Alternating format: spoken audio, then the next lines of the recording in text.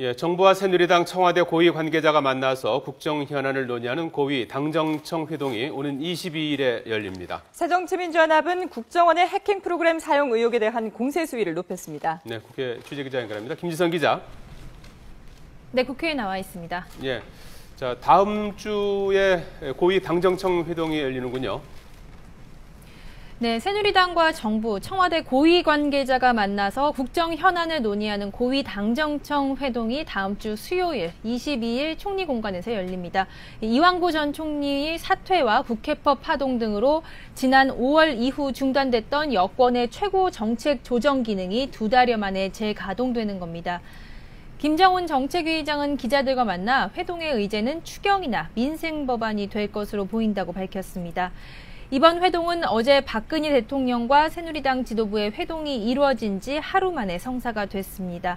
이번 고위 회동에는 당에서는 김무성 대표와 원유철 원내대표 등이 참석하고 황교안 국무총리와 이병기 대통령 비서실장 등이 참여할 예정입니다.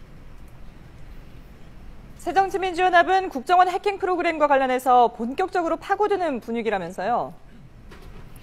네, 안철수 의원을 위원장으로 하는 국민정보지키기위원회를 구성한 새정치민주연합은 국정원 해킹 프로그램 사용 의혹 제기에 공세를 높이고 있습니다. 안 위원장은 오늘 국정원의 해킹 프로그램 사용 기록을 제출하라고 요구했는데요. 해킹 악성 코드는 실행될 때 원격 관리자에게 이메일 주소 등이 담긴 접속 기록을 발송하는 만큼 사용 기록을 통해 주요 정보를 확인할 수 있기 때문입니다. 또 국정원이 이탈리아 해킹 업체가 아니라 다른 국내외 업체로부터 유사 제품을 구매했을 가능성이 높은 만큼 구매 내역도 함께 밝혀야 한다고 강조했습니다. 새누리당은 이런 야당의 공세를 정치적 노림수라며 차단하고 나섰는데요. 조원진 원내수석부대표는 정보위 차원에서 논의하면 될 일이라며 안철수 위원장이 정보위에 들어와서 활동할 것을 제안했습니다. 이런 가운데 여야는 이르면 이번 달 말 국정원에서 현장 조사를 하기로 합의했지만 민간의 외부 전문가를 대동하는 문제에 대해서는 이견을 좁히지 못했습니다.